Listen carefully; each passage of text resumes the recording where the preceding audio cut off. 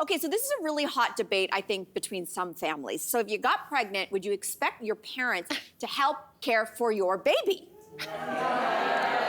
Ooh, we're kind of down the middle in this one. Here. A lot of debate on Reddit after a 52-year-old man posted that he is refusing to regularly sit for his grandchild. He says he just retired. He now wants to just enjoy life, you know? Yeah.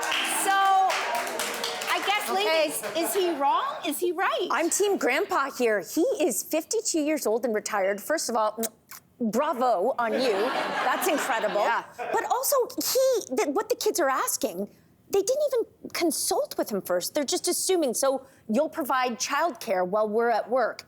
And you'll take, like, that's 5 days a week. That sounds like a full-time job, not retirement.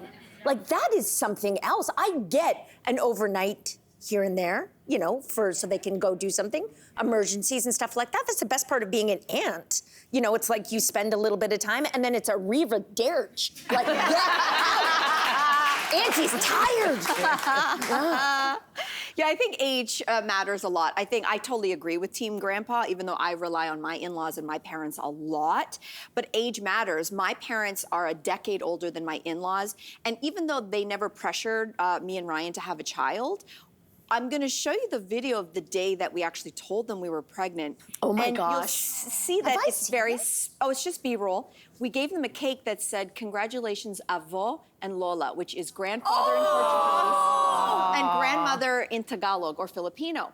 And my mother went ballistic. Oh my God, this is the best day in the world.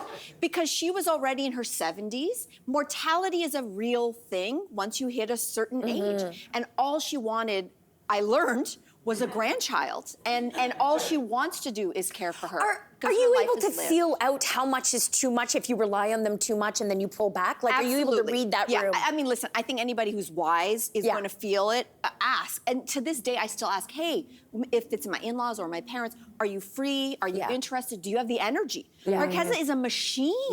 My mother is 82 almost. So, and luckily she's very healthy, Dad's very healthy, but if they're like, no, I'll be like, cool. I'm not gonna be like these bratty kids who are like, here's my kid, gotta go. No, that's wrong. You can't, I mean, for sure. I do think age is a huge factor in this. I do remember when Jason and I sat down at one point in time to tell his dad, we were like, we have something to tell you. And we were like, we're getting married. And he was like, oh. And it was like, he was visibly like, I don't care, we are already living together. He wanted the grandchild. And did you know that before? I did. He'd actually, you and I talked about this because I was very ambivalent about becoming a parent for a long time. And Jason's dad often would say things like, your life is meaningless unless you have children, which I disagree with. And he doesn't mean, he was just kind of like, he really had that wanted joy and he wanted you to feel that same joy. And I think he wanted that role. So but I still wouldn't make the presumption of like, oh, okay, I guess you're saddled with this. But I do think people need to talk about this beforehand. Yes, they do. Right, like this, and you don't think that this should be a conversation that you should have,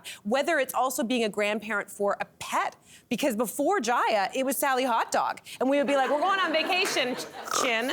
You coming over to look after the cat several times a day. You got to discuss this. Sally Hot Dog, rest in peace, Sally Hot Dog. Oh, you're right. My dad babysits my dogs all the time when we golf. Like golfing is like an 8-hour thing sometimes, and he comes over and looks after them. But you're also right about the conversations. My ma said to me, like, if you have kids, don't come to me. I'm telling you right now.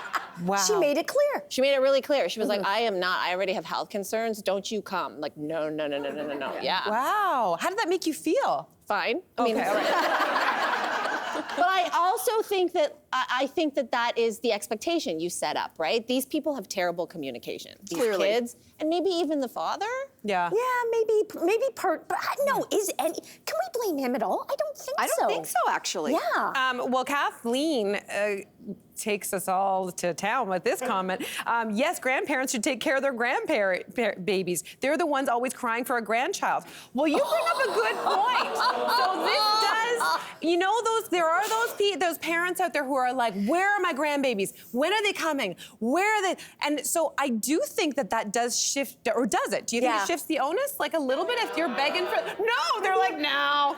You can ask for them, but you still don't have to be responsible for them. I guess. Let's also not forget, in our case, Marquez is the only grandchild on my parents' side, so they're more than happy. They've got the energy. But on my in-laws' side, she's one of multiple grandkids. Yes. So now you got to share their energy with the other grandkids. So it's not just in some Spread the cases wealth. one. Yeah.